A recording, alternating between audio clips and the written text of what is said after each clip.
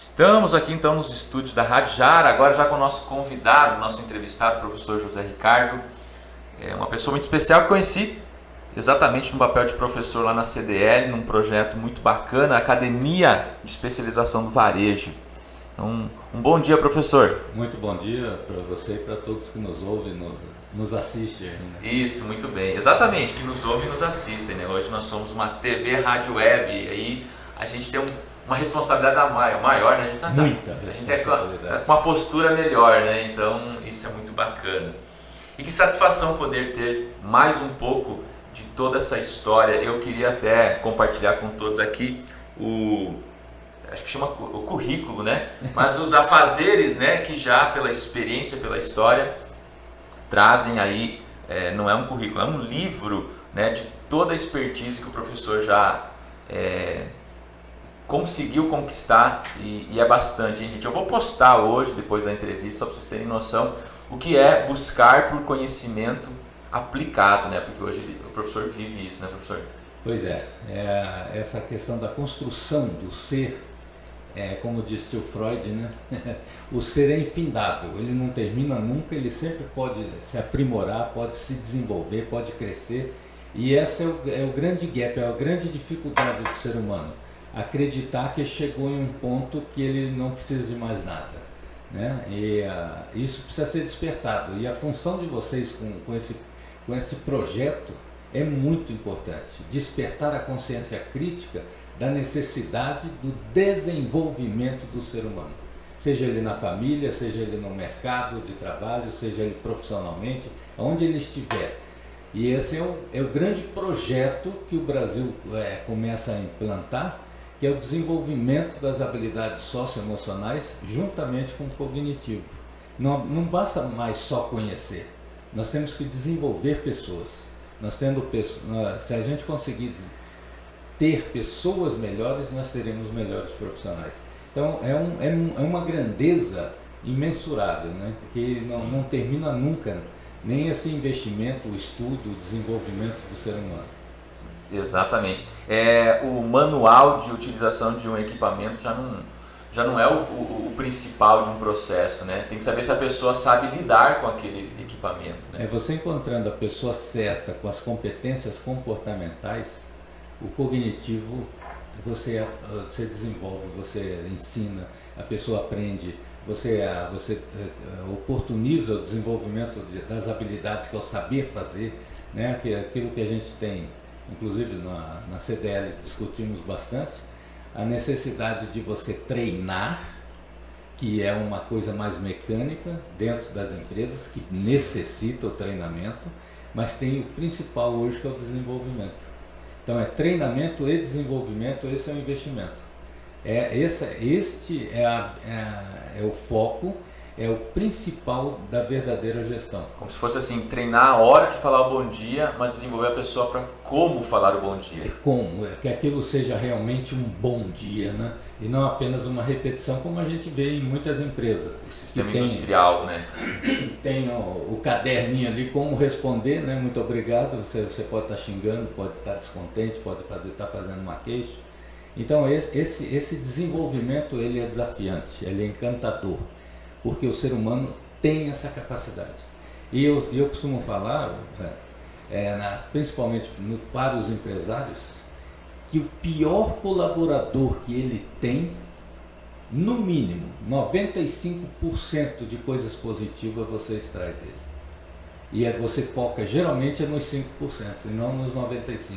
Aí está a hora do programa de desenvolvimento do empresário, de orientar, de capacitar, de fazer avaliação de desempenho, que é o verdadeiro papel do coach, que é despertar, dar condições para que o outro realize o que a empresa precisa. Entender o que tem de ruim, sim, sabendo, tem que saber, mas aproveitar o que tem de bom. E tem coisa boa. Tem muito boa, tem muita coisa. Eu chego a brincar com uma coisa muito séria. O pior colaborador, ele tem no mínimo 95% de coisas positivas. Mas o foco nosso é no negativo. Até no relacionamento pessoal, né? Sim. Quanta maravilha que existe no relacionamento pessoal, mas uma coisinha que a mulher falou para nós homens atravessado já pode ser um motivo de conflito, de desgaste, de incomodação, e o inverso também é verdadeiro. Então nós precisamos promover esse desenvolvimento. Nós precisamos, como disse Tales de Mileto, e a coisa mais difícil que existe é conhecer a si mesmo, porque eu foco muito no outro. Eu quero que o outro mude.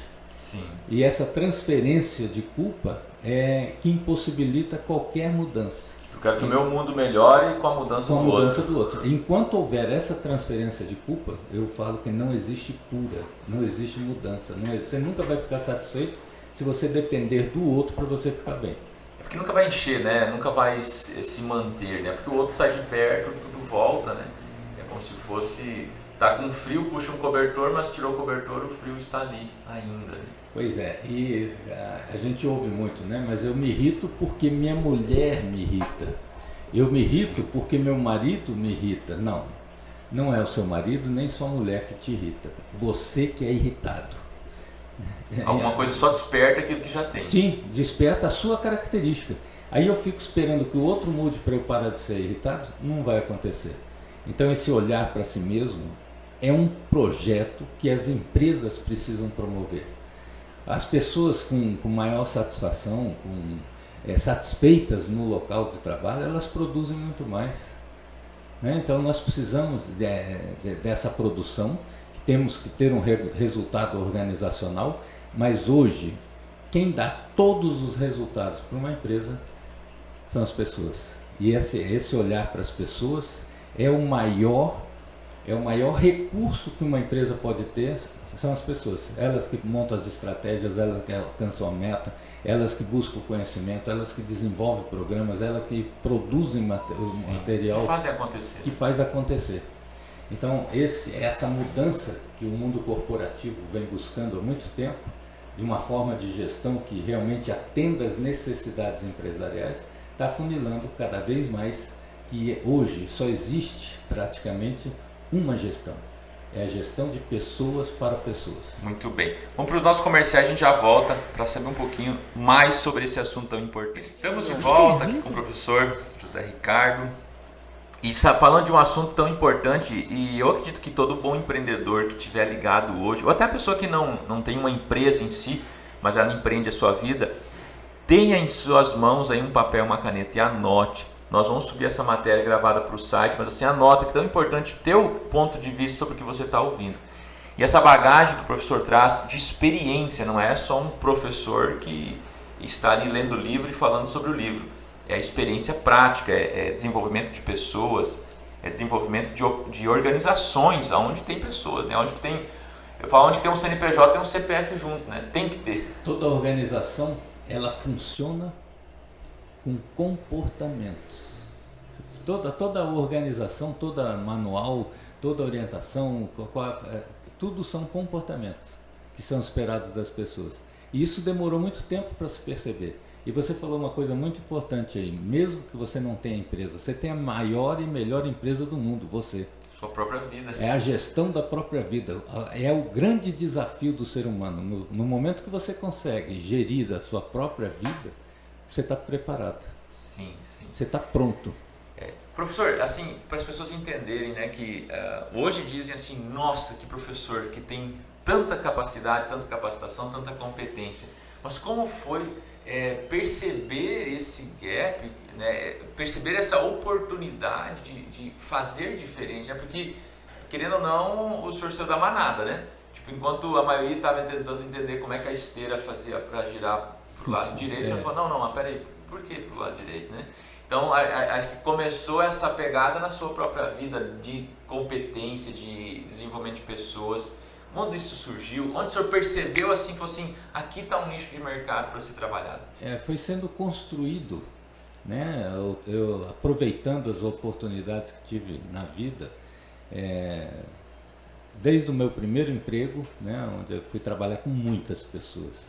Meu primeiro emprego foi ser diretor de penitenciária. Nossa, bastante gente ali, né? Então temos bastante gente. E é gestão de pessoas.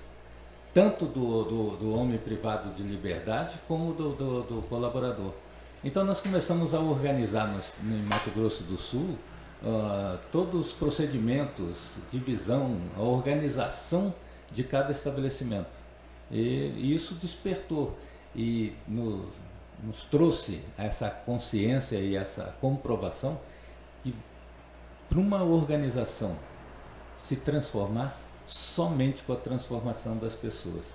Então isso despertou a vontade de conhecer cada vez mais pessoas, né? Tanto que a minha profissão, sou psicólogo, algumas especializações, onde nós fomos promover essa capacitação maior, inclusive minha tese de doutorado é em cima de pessoas, é família. Nossa, né? Então instituição... a família tem todo exemplo de colaborador, de conflitos, de problemas, dificuldades de relacionamento, até mesmo invejas, parcerias.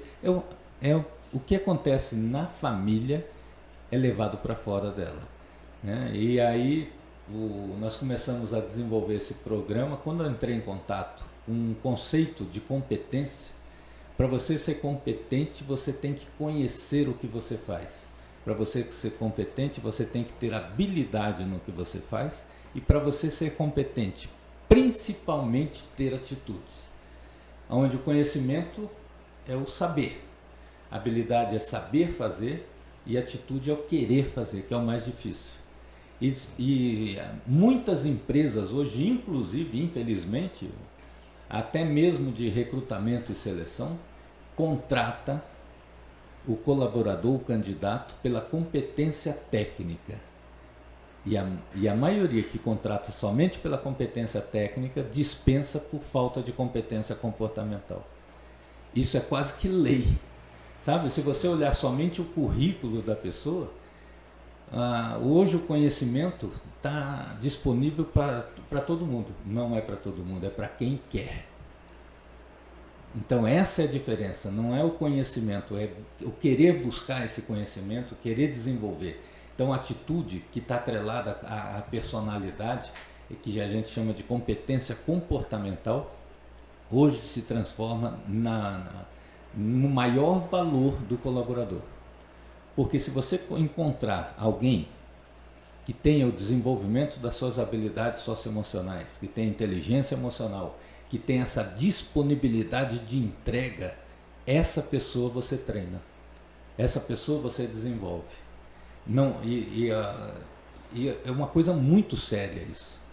Por exemplo, algumas competências comportamentais, visão sistêmica, liderança, ética, trabalho de equipe, cooperação, comunicação, foco no resultado, negociação e capacidade de decisão. Então tem um monte de competências comportamentais que, se você encontrar nos seus candidatos, o resto você desenvolve.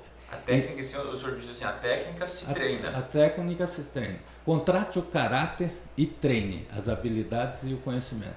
Aqui a gente tem um exemplo claro do esporte, né? Cristiano Ronaldo, se a gente comparar, fazer um comparativo ali bem brusco assim, e o Neymar, né? É um muito habilidoso, sim, tecnicamente, e o outro muito querendo ser o melhor do mundo. O outro, né, tem mais atitude, né? Então, não precisamos nem falar, sim, quem é quem, né? Mas um tem muito mais atitude do que o outro. Treina mais, tem a responsabilidade, comprometimento, trabalho de equipe, cooperação, sabe? Então você percebe que ele quer fazer. Não é quando quer. Ele não vai jogar quando quer, ele tem que jogar toda vez. Um outro exemplo que eu uso em alguns treinamentos, palestras, assim, é tipo, as pessoas dizem assim, eu pergunto, né, qual a diferença entre um analfabeto e uma pessoa que sabe ler, né? Alguém alfabetizado, né? A toda, né? Porque um sabe ler, o outro não sabe. Aí eu pergunto para aquela que sabe, eu falo, se você lê livro? Ela fala, não. Eu falo, então não tem diferença nenhuma mais, né? Porque a questão talvez o analfabeto, por tanto querer ler um livro, ele vai buscar o conhecimento. Sim, então nós precisamos desenvolver ferramentas técnicas. Aí você, se tiver atitude, você vai buscar a informação de como gerir melhor as suas pessoas. Até usar o que tem de capacidade, né? Muitas. E a gente deixa de lado, a gente perde, a maioria das empresas que a gente entra em contato, que a gente faz essa parceria, a gente percebe uma gestão muito pelo empirismo e principalmente pelo emocional. por falta de ferramentas técnicas. Aquela coisa assim, eu sei fazer, eu não vou fazer porque eu não gostei de você. Eu não fui com a sua cara, né? Cara, que perca de tempo, né? Pois é, e às vezes nem sempre aquela pessoa que a gente simpatiza tem competência, e o vice-versa. Então nós temos que desenvolver ferramentas, temos que levar isso para nosso próprio desenvolvimento organizacional, desenvolvimento tecnológico. O nosso país é muito legal, muito bom, né? E por isso que eu invisto muito que a família precisa ser formatada, ela precisa receber recursos para se fortalecer, porque é uma instituição pronta, precisa ser capacitada, precisa ser desenvolvida para exercer sua verdadeira função social, a socialização das pessoas, mandar para o mercado pessoas melhores. É o laboratório, né? É o grande laboratório. E a gente percebe que hoje a dificuldade, o caos social que nós estamos vivendo, tem uma grande responsabilidade vinda dessa família. Show de bola. E até eu coloquei no anúncio dessa entrevista a questão realmente, qual é o reflexo que o comportamento que vem da família afeta as empresas. E aqui eu não estou falando de dono, de gerente, de funcionário, de todos, né, que estão em uma instituição empresarial, mas que vieram de uma instituição familiar. E isso, agora o senhor já entra nesse assunto falando o quanto isso é decadente para algumas empresas, quando não se dá atenção. Essa gestão pelo emocional, porque se você perceber numa boa parte das empresas, a dinâmica é a repetição da dinâmica familiar, onde os colaboradores são os irmãos, cada um brigando com o outro para receber a atenção do pai ou da mãe, que é o dono, que é o dono, que é o chefe, que é o gerente, né? Levando informações, fofocas e disputas por dificuldade, às vezes, dessa gerência de perceber isso. Certo? E muitas vezes o próprio gerente alimenta de forma inconsciente essa dinâmica que não leva a lugar nenhum. Né? Que é, como Freud falou, toda instituição social causa mal-estar nos indivíduos. E a primeira instituição social a causar mal-estar é a família. A melhor família que existe, ela é no mínimo neurotizante, né? Aí, ó.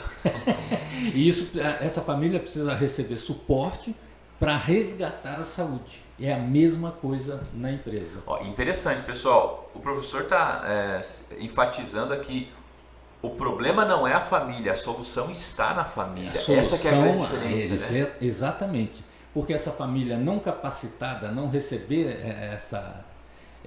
esses recursos emocionais, intelectuais, ela continua repetindo pelo emocional, que nem sempre é o ideal. Sim. Que aqui entra aquela situação que o senhor acabou de falar, né? Então as pessoas olham e dizem: eu sou assim porque a minha família é assim. Não, mas lá dentro está a solução, né? Se está lá o problema, lá está a solução também. Foi a minha tese, né? Que inclusive na questão do comportamento antissocial, consumo de álcool e outras drogas. Com relação ao âmbito familiar. Aí identificamos as dificuldades que existem dentro da família. Nós fizemos uma capacitação dessa família sem a participação dos filhos. E os resultados foram registrados, inclusive tenho a honra de falar que saiu até mesmo num jornal onde eu fiz o doutorado, que foi na Espanha. Olha só. Tá? Então, por exemplo, essa família reorganizada, trabalhada, ela voltar a ser funcional, ter consciência como deve funcionar, ela não apenas promove a saúde, mas ela resgata a saúde. Um dos maiores índices de recuperação do uso de álcool e de outras drogas foi através desse programa onde o usuário não participou. E sim a família que mudou a sua forma de gestão. Através da comunicação, da clareza do que se espera, do estabelecimento de uma política clara, familiar. Leva isso para a empresa. A necessidade de você conhecer as pessoas. E como disse Gandhi, o grande desafio da liderança e do empreendedor é conhecer cada uma das pessoas e saber por que ela se comporta daquele jeito. Se você souber isso, você vai perceber que cada um precisa de uma intervenção diferente de outra. E hoje é a grande tendência, nós passamos de uma era de padronização para uma era de personalização. Sim. Aí vem um desafio dos gestores, né? Como fazer isso? E você precisa de pessoas com competência para realizar isso. Olha que interessante, o professor José Ricardo traz do trabalho, né, de faculdade, uma conclusão, né, uma melhoria, um assunto que é centenário, né? Existe algo bom, milenar, vamos dizer assim. Algum tempo, algum né? tempinho existe aí. E trazendo para a concepção do âmbito empresarial, um empreendedor com visão sistêmica, ele consegue não apontar o erro de alguém, mas mudar o processo, consertar, ajustar, que ajuste o comportamento. E eu costumo falar, se o colaborador comete... Que barato, né? Que barato, super barato. Se um colaborador comete uma falta, a culpa pode até ser desse colaborador. Sim. Se esse colaborador continua cometendo falta, a dificuldade é na gestão. Por falta de tomada de decisão, de atitudes, de tentar ajustar os gaps, que é a distância entre o ideal e o real. E aí esse gestor moderno, ele tem que ser um especialista em pessoas. E a gente ouve muito assim, mas minha empresa é pequena. Ainda bem. Já pensou? Né? Ainda bem, a oportunidade de você organizar para o crescimento. Você montar um plano de crescimento com seus colaboradores até. Mas eu falo que se uma empresa tiver só ali já tem tamanho suficiente para ter muito problema. Porque a reunião mais difícil é eu comigo mesmo, né? Essa reunião o bicho pega. Porque assim, é aquele processo. A equipe, né? Eu olho para mim e eu percebo que eu posso melhorar com responsabilidade. Então eu olho para o colaborador e percebo como eu posso fazer com que ele melhore com responsabilidade. E como que ele vai melhorar? Como que melhora? A gente pergunta para o colaborador o que seu chefe acha do seu serviço. A grande maioria fala, não sei. Então não recebe feedback e eu não preciso ajustar nada. Se meu chefe não fala o que eu posso melhorar, eu vou continuar fazendo de forma errada. Mas olha, sem medo de errar, quase que 100%, logicamente que tem empresas que têm programas maravilhosos, que a avaliação de desempenho, tem muita gente que tem medo, falando que a avaliação de desempenho é perseguição. Não, isso é quando não se tem clareza do objetivo da avaliação de desempenho. Quando você tem essa clareza, a avaliação de desempenho é a maior ferramenta para o desenvolvimento de pessoas. Porque eu vou fortalecer o que você tem de positivos e vou te ofertar suporte para a melhoria dos pontos que precisam. Então isso é investir no seu colaborador.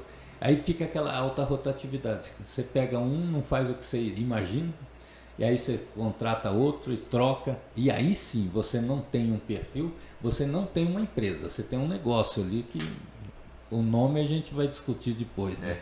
Tem o RH, né? Por isso acerta H, né? Podia acertar, né? Senão fica aquela disputa, né? Esse sabe fazer o que a gente quer que seja feito. E isso é tão importante e eu digo que cabe em tudo, né? Tipo, você pode ter um relacionamento afetivo, amizade, onde um jogo de futebol, onde tiver gente tá lá. Você tem que se conhecer, saber lidar, né? Saber respeitar. E tem uma coisa muito importante. Cada um tem um significado de vida. Cada um tem um significado das suas coisas, que é diferente do outro. Tipo, a minha percepção é diferente da do senhor, ou qualquer pessoa tem a sua percepção. Através da palavra até. Quando eu falo em viagem, para você tem um significado, para mim tem outro. E o pior do ser humano, a gente não reconhece o simbólico do outro, o que representa para o outro. O que o outro, se for diferente do que eu penso, você está errado. Né? Então isso é uma das grandes dificuldades, é um dos grandes gaps do ser humano, é não reconhecer o simbólico do outro, o que representa para o outro, a dor do outro. O que importa é só a forma que eu vejo, que eu sinto é o certo. Se você difere de mim, você está errado. E é importante falar que ser diferente não é errado.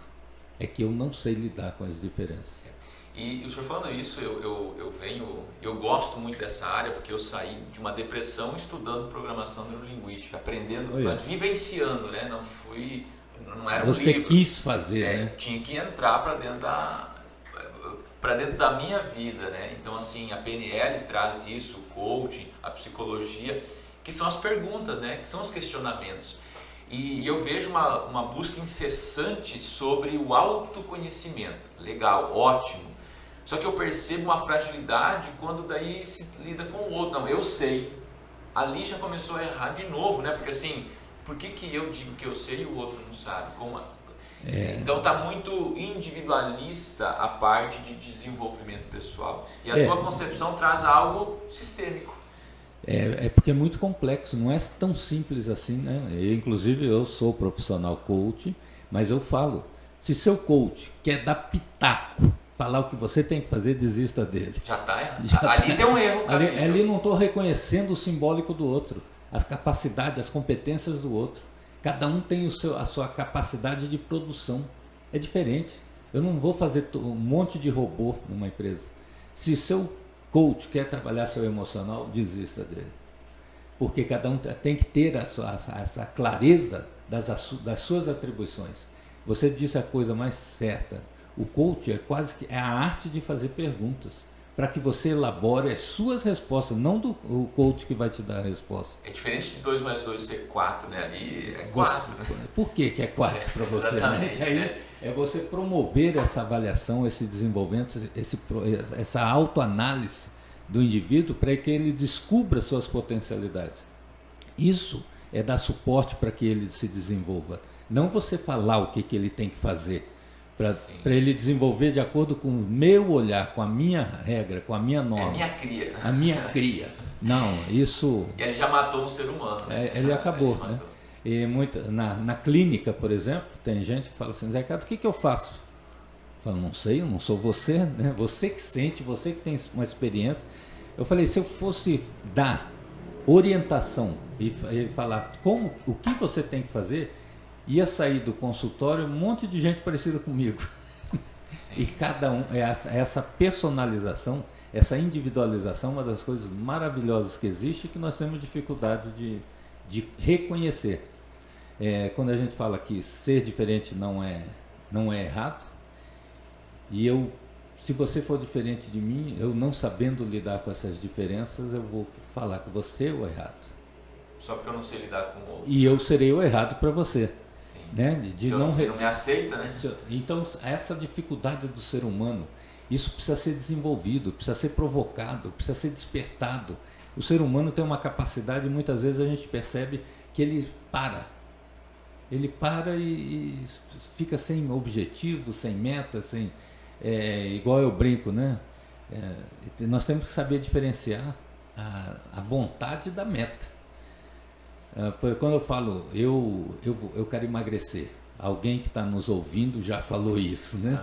Eu quero emagrecer. Eu falo isso nos últimos 20 anos. Eu quero, real. Ninguém duvida do que eu quero, né? E você não estabelecer uma meta, não ter essa clareza do que você quer, é uma das dificuldades do ser humano. E professor, assim, até pode ser até cômico, né? Mas se confunde ou se pega uma fração do conhecimento e já se põe em prática, né? Tipo, é isso que o senhor está falando, né? Falar, e a gente ouve dizer assim que a palavra tem poder. Então, qual é a minha capacidade de interpretar até a informação que eu tenho, né? Sim. A palavra tem poder, ponto. Vou ser rico, né? Não é mágico. Sou rico, né? Não é. E as pessoas falam, não, o cara falou, o cara disse, o cara só ficar falando todo dia. Olha no espelho. Então, assim, falta muito, e aí volta lá no processo. Não é simples assim. É possível esse desenvolvimento, esse investimento no ser humano? Com certeza.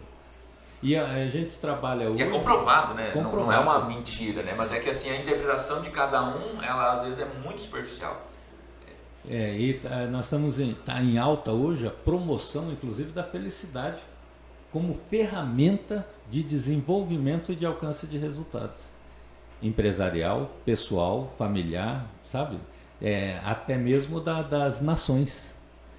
Nós temos aí um país, um dos menores países e um dos mais pobres do mundo, que no plano de governo a primeira ação é a promoção da felicidade. E depois de ser implantado isso, diminuiu o índice de criminalidade, violência, diminuiu a necessidade de consumo, ou seja, as pessoas passaram a ter mais aceitação de si mesmo, serem mais afetuosas, o relacionamento melhorou muito. E hoje, você investigando a felicidade da nação, é um índice que está substituindo o PIB. Nossa, olha só. Sabe? Que é a investigação de como está o desenvolvimento de uma sociedade. Hoje, você avaliando o PIB, você investiga se a nação está desenvolvendo ou não. E hoje está sendo usado o FIB, que é Felicidade Interna Bruta. Então, o bem-estar psicológico. Imagina uma empresa onde os seus colaboradores têm um melhor bem-estar psicológico. Eles vão produzir mais ou produzir menos? Qual que é a tendência? Principalmente se tiver um gestor desenvolvendo as suas atribuições, que é supervisionar, orientar, acompanhar, dar suporte, né? Com um time desse daí. Aumenta muito a probabilidade. O bem-estar psicológico, a necessidade de participar da própria governança, né? Hoje, dentro das empresas, está nesse processo de crescimento, a gestão compartilhada, de eu ouvir o meu colaborador, o cara que mais conhece da minha empresa.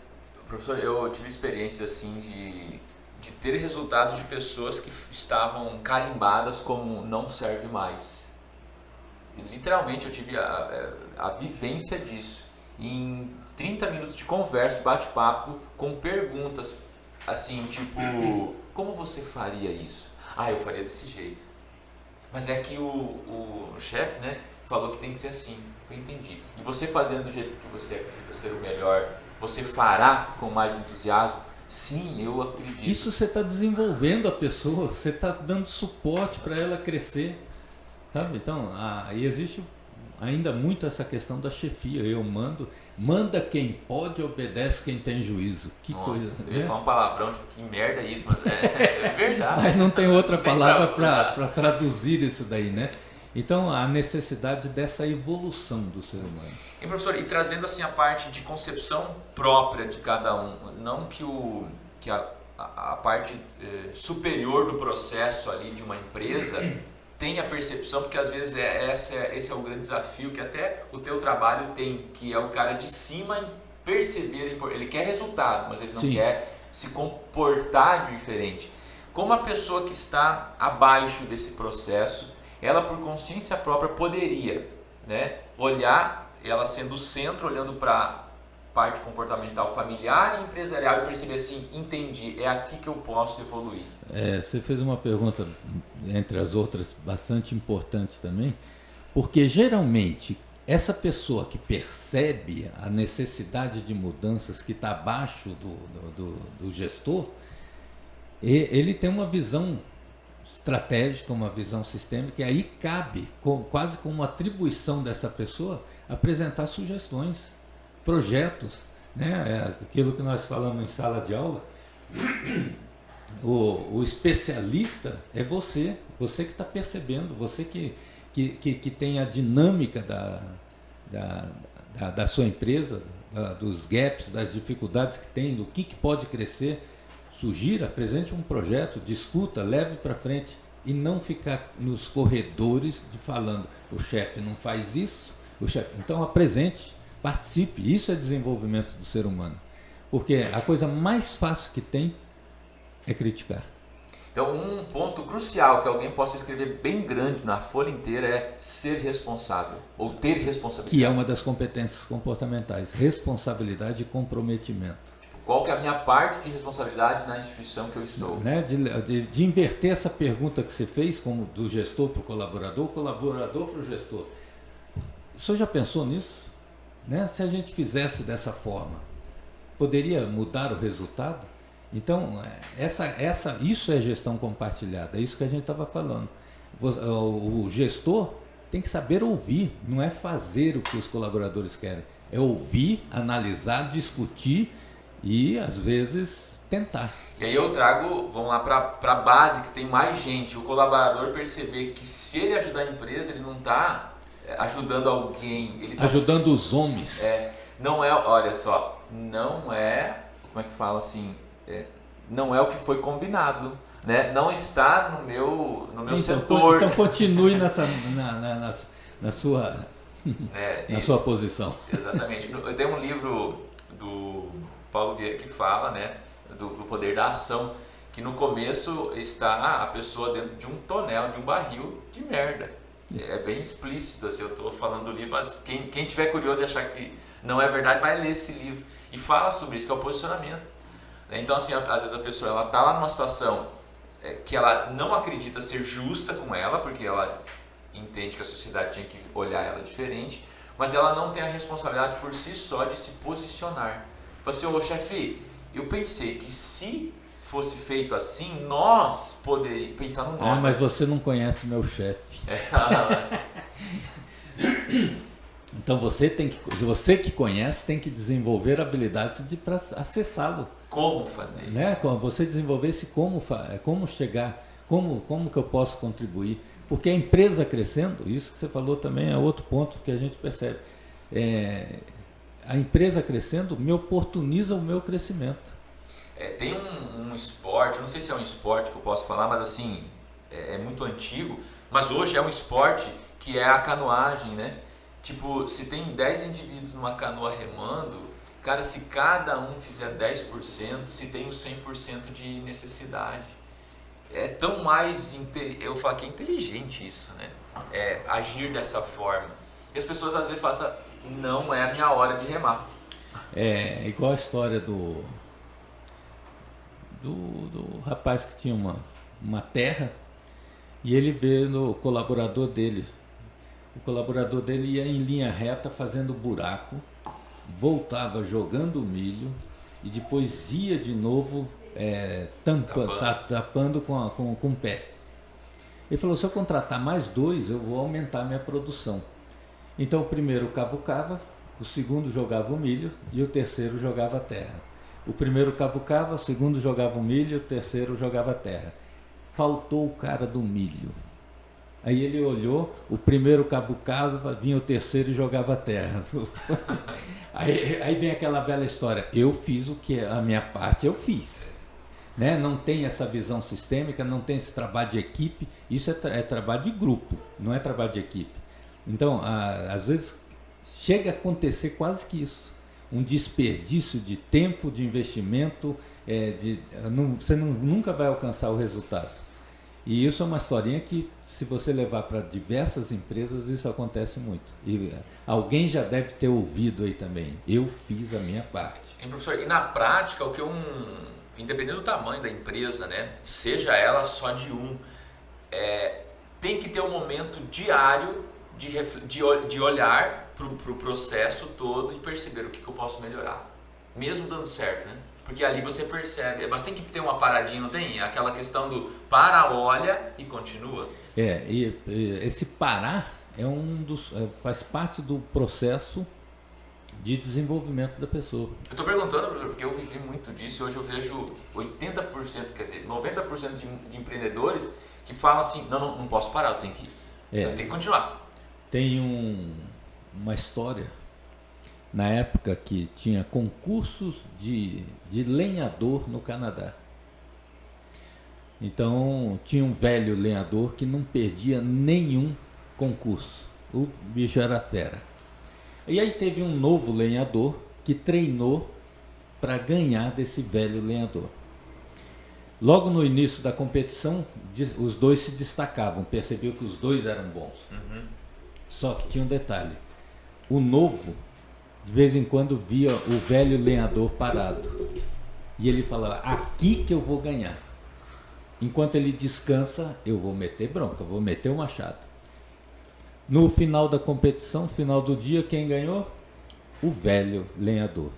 Ele ficou inconformado, falou assim, mas eu vi diversas vezes você parado, sentado, descansando.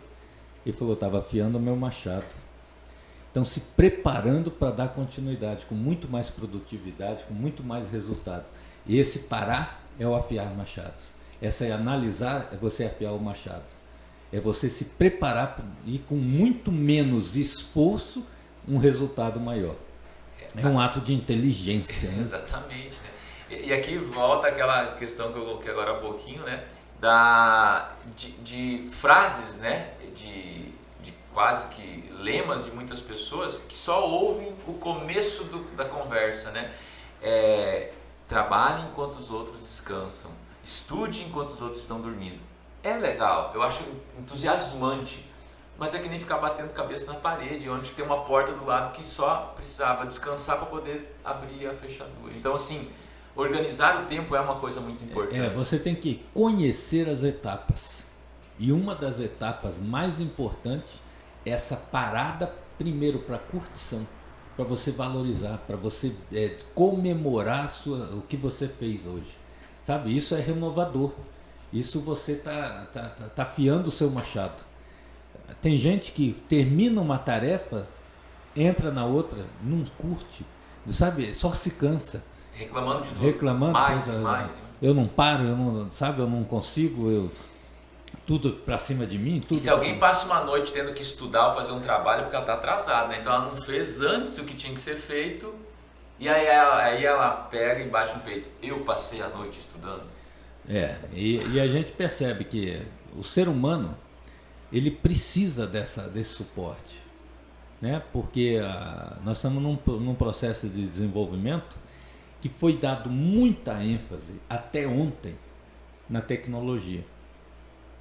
Nós temos hoje produtos que nós não imaginávamos que teríamos. Hoje nós temos produtos que a gente só via em desenho animado futurista, os Jetsons, sabe? Que falava através da televisão com outra pessoa lá no serviço. Então nós estamos vivenciando um desenvolvimento tecnológico que é necessário, que é muito legal, mas nós não desenvolvemos as pessoas nem para lidar com essa tecnologia. O grande exemplo no mundo rural, onde nós temos veículos, tratores, que o homem do campo não sabe manipular, não sabe lidar com eles. Então nós precisamos... E hoje teve esse boom, esse crescimento de pós-graduação, de desenvolvimento, porque percebeu que é no ser humano que tem que ser investido. Esse processo de desenvolvimento do ser humano, ele começou um pouco atrasado. O tecnológico dá muito mais recursos, foi pensado. A máquina está mais evoluída, né? A máquina está mais evoluída que o ser humano. A ficção se tornou realidade. Mas é o ser humano que vai fazer a evolução das máquinas. Sim. É o ser humano que vai fazer a evolução da tecnologia. E aí esse cara foi deixado de lado. Você estava falando da participação do colaborador. Tem uma história também que antigamente, os mais antigos, tratores tinham os motores pintados de amarelo, azul, sabe, os tratores. E aí a indústria gastou bilhões de dólares no desenvolvimento das tintas, porque quando aquecia o motor quebrava. E aí o desenvolvimento da tinta hoje, que a gente percebe que tem uma elasticidade. Você pega um pedaço de tinta assim, você estica ela. Diz que veio desses estudos. E das reuniões dos químicos, dos engenheiros, dos cientistas sobre o desenvolvimento dessa tinta, alguém sugeriu que convidasse para a reunião o chefe da pintura, da oficina de pintura. Aí uma pessoa ainda, inclusive, falou, mas nós estamos aqui com os maiores especialistas, o que um chefe de pintura vai participar dessa reunião? Mas convidaram o chefe da pintura e falaram qual era o motivo da reunião, se ele tinha alguma sugestão para melhoria da tinta, para melhoria do processo. Ele falou, olha, sobre melhoria da tinta eu não tenho nada a colaborar, não, mas só tenho uma pergunta a fazer. Por que se pinta o motor? E dizem que daquele dia para frente não pintaram mais o motor. Olha só. Então essa contribuição... O poder da pergunta, né? É o poder da pergunta, é a participação, é compartilhar ideias. Sabe? Se não tivesse essa oportunidade, esse cara estaria com essa pergunta até hoje. Sim. Né? E aí a gente ia estar vendo os tratores com motores pintados. E acontece muito, né, no processo, e não só industrial, mas qualquer situação. Eu não sei o percentual que responderia, mas se você perguntar, por que você faz isso? Muitos diriam assim, não sei, me mandaram fazer. É interessante você não interessante e triste.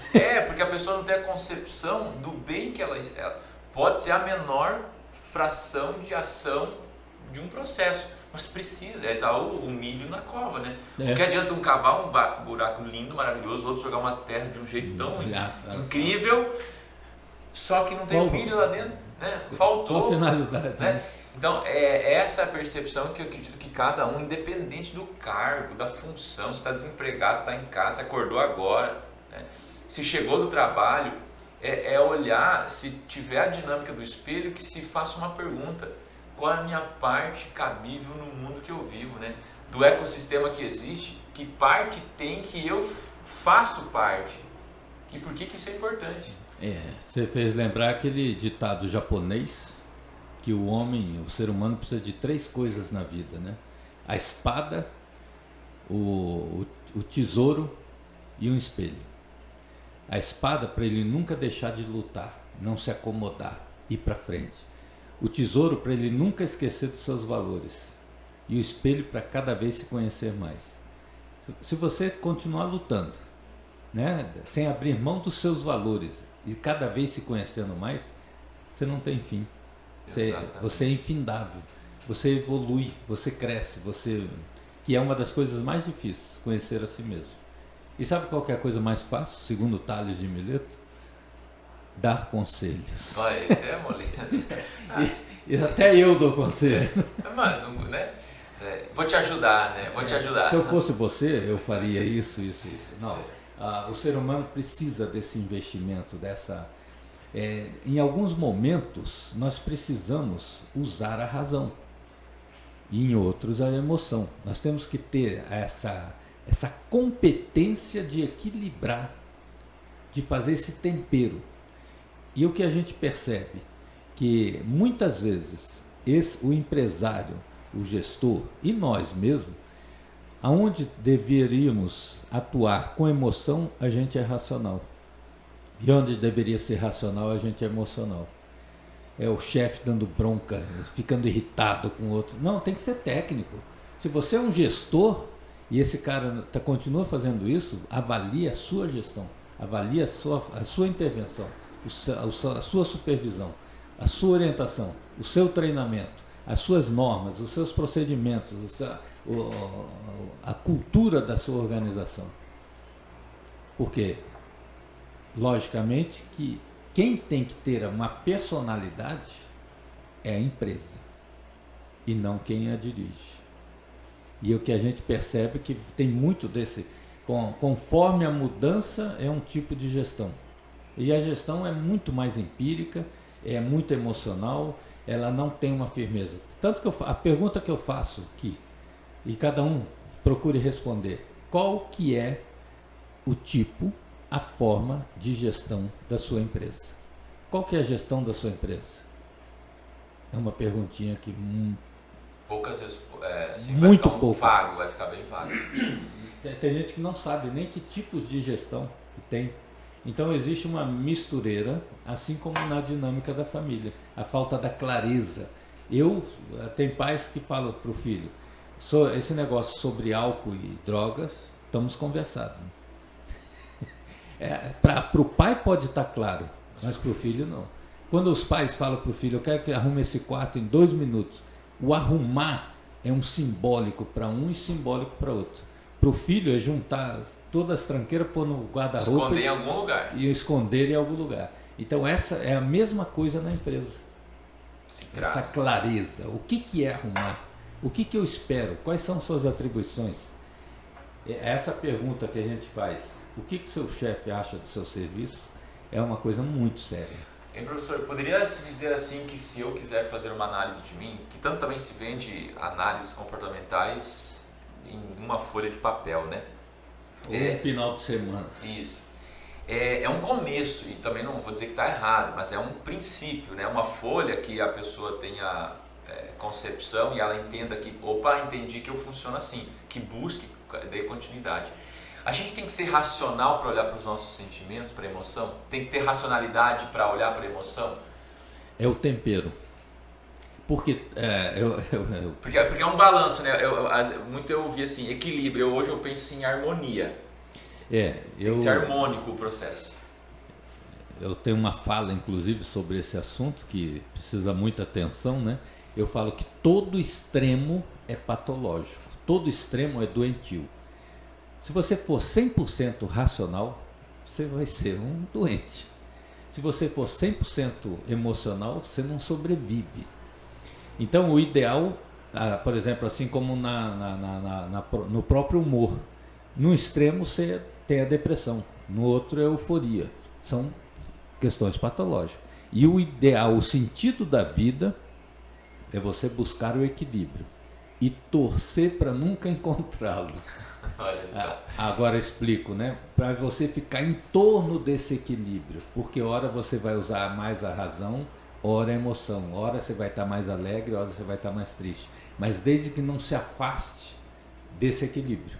E isso é o tempero, você saber dosar. Isso é desenvolver as habilidades socioemocionais.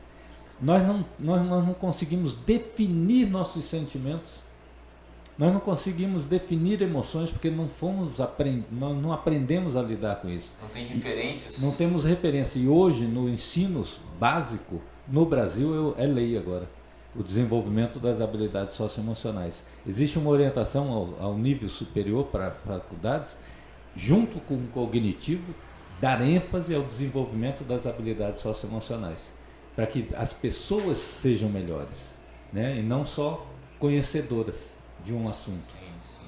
Então, esse processo é empolgante, que a gente percebe que existe uma possibilidade de muitas melhorias daqui para frente. Como em alguns países do mundo estão nesse processo, dentro da educação, existem alguns países da Ásia onde o índice de felicidade está aumentando porque estão trabalhando com as crianças desde cedo, elas participam do processo decisório da sua formação. Nossa, ela decide pela própria vida dela. Ela decide desde pequeno, ela é ensinada. Na nossa cultura ocidental, eu ainda tenho muito disso. Eu fiz essa faculdade porque meu pai queria. Mesmo nos dias de hoje a gente ainda vê. Existe uma cultura muito forte nessa dinâmica familiar que as crianças não têm voz. Não tem voz. Quer dizer, tem voz para chorar, daí o pai pergunta o que ela quer. E ela entende que ela pode mandar. Eu vejo muito isso, né? Hoje os pais eles querem compensar o sacrifício ou sofrimento da vida infantil deles com a permissão que o filho de hoje mande. Onde você quer ir, filho? Mas é claro que é o balanço, né? Dar a voz ao filho, mas também não dar toda a liberdade que ele precisa de hierarquia, né? Você incluir seu filho, seu colaborador, nas análises e tomadas de decisão, você vai desenvolvendo pessoas. E você nunca vai deixar de ser o coordenador. Tem que ser participativo. Participativo. Você ouvir o filho, você ouvir seu colaborador, não é fazer o que eles estão falando. É você ter mais informações para analisar. É o ponto de vista do outro a teu favor. Isso é outra competência comportamental, que é a flexibilidade, que é a capacidade de integrar novas ideias à sua. Né? Você melhorar suas ideias com as ideias dos outros. Aí vem lá do começo da entrevista, 95% da pior pessoa de uma empresa é aproveitável e vai fazer toda a diferença. E é deixado de lado. Isso. Nossa, professor, ficaríamos aqui uns bons dias conversando sobre falar isso. Sobre o ser humano é maravilhoso. Né? Exatamente. E não tem como fugir. É tão antigo e tão atual que, vamos lá, eu li a Bíblia, né? Jesus Cristo já fez isso lá na época dele, assim, fazia pergunta, né? Então, assim, já é concebível essa... Tinha uma competência esse cara, né? Esse era o cara, né? Porque, assim, ele tinha todas as habilidades relacionadas à competência, né? De ouvir, então ele sentava por aqui para ouvir, né? Olha só. Sim. E usava aquilo que ele ouvia a favor daqueles que falaram, né? É tão mágico isso. Mas a gente está chegando aqui no ponto final. Eu queria que o senhor deixasse aqui os seus contatos. Eu sei que a Novo Oeste, que é um dos trabalhos que tem a sua especialidade lá dentro de um processo que trata de felicidade, né? Eu achei tão interessante uma matéria que lida da felicidade. Como que é incrível isso e concebível, né? Não é uma divagação, vamos beber para ficar feliz, não é isso, né? Não. É estudar. Isso foi um sonho que a gente tinha, né, nesses estudos, na busca de compreender. Percebemos que isso chega a ser às vezes careta, existe uma rejeição, existe uma resistência a essa questão de felicidade. A felicidade não é uma coisa mágica, mas a felicidade é um sentimento, é uma emoção, é um experimento e é indefinido, né? Então, através da ciência, tanto que nós, na Novo Oeste, tem um programa no YouTube, uma primeira quarta-feira do mês, toda primeira quarta-feira do mês, sobre cotidiano, ciência e felicidade, que é o desenvolvimento de pesquisas, de estudos sobre a felicidade, utilizando a ciência, para a proposta levar para a população esse saber, né? E as possibilidades da felicidade como melhor condição de vida, que é a função do psiquismo. É a principal função do psiquismo, como diz Freud, é você ter prazeres, mas desde que esse prazer não te dê dissabores. Que interessante. É muita coisa assim de refletir, aceitar que existe um caminho para a felicidade, né? Que existem as conexões para a pior situação, não é que você vai sair dando gargalhada daquilo, mas o como aquilo pode gerar a felicidade da sua vida. Sim, e todos os cursos hoje de pós-graduação dessa faculdade têm a cadeira de pessoas, organizações e felicidade, em todos. Às vezes a gente entra na produção de suíno, chega o psicólogo para dar aula, né? Eu falo, eu sou especialista em psicologia suína. Né? Mas já está usando a felicidade, todo mundo vai é a gestão, né? A gestão, as pessoas que vão produzir o suíno. Então, onde tiver pessoas, nós temos que estar desenvolvendo, oferecendo esse recurso, esse suporte. E o assunto é infindável, né? Sim. Professor, e onde encontra? Rede social, pessoas que querem saber mais? Claro que pode deixar lá no site, nos recados, pode mandar pergunta, eu levo até o professor, eu vou aprender também, né? Então eu estou usando da oportunidade. Mas onde que as pessoas podem encontrar um pouquinho mais desse conteúdo? Olha, a gente tem participado desse programa, que fica gravado inclusive no YouTube. Tenho Instagram e tenho o Facebook, mas eu não sei, porque a gente não utiliza muito. Sim. Né? Mas quem quiser, eu posso deixar até o WhatsApp, que é ótimo, claro. Né? Depois coloca no site aí, mas é Sim. o 99902-2505. Né? A gente tem esse trabalho de desenvolvimento de pessoas na clínica e na consultoria de empresas. Na contribuição na formação de pessoas, dando aula, a gente só trabalha na pós-graduação. Inclusive até fora, no interior de São Paulo, de vez em quando a gente voa aqui uns pedaços aí, e discutir sobre o ser humano é a maior felicidade que tem. Que maravilha. Bom, a gente está chegando aqui ao final. Suzana Silvério do Alô Comunidade já está aqui batendo na porta e eu quero agradecer de coração, assim, para mim foi mais uma aula, estar aqui com o professor José Ricardo, de extrema entrega. Ele até foi, né, condecorado lá na turma da CDL como o professor mais querido, né? Porque assim, porque falar de pessoas, por mais que se fuja demais desse assunto, as pessoas não querem falar sobre relacionamento, é o que faz a felicidade acontecer, né? Então assim, de coração, professor, muito obrigado. Deixa uma mensagem final para as pessoas que estão aqui nos ouvindo.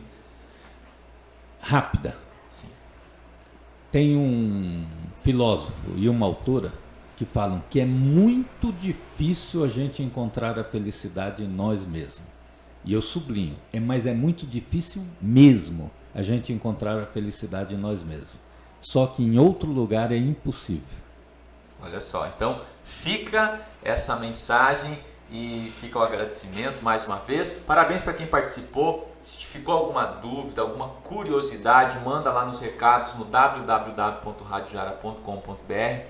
Espero que você tenha anotado uma palavra que tenha feito sentido para a sua vida, tá? Porque a sua vida ela é o centro de tudo. Família, trabalho, diversão, relacionamento. Então, foca na sua vida, a responsabilidade é sua, tá? Não adianta terceirizar. E como diz na Bíblia, né?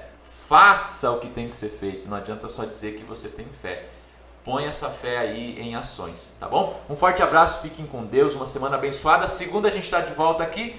E agora a Suzana Silvério chega com a Alô Comunidade. E aproveitem, tem bastante entrevista. Professor, um bom final de semana, um forte abraço. Para todos nós, um bom final de semana. Amém, vamos lá.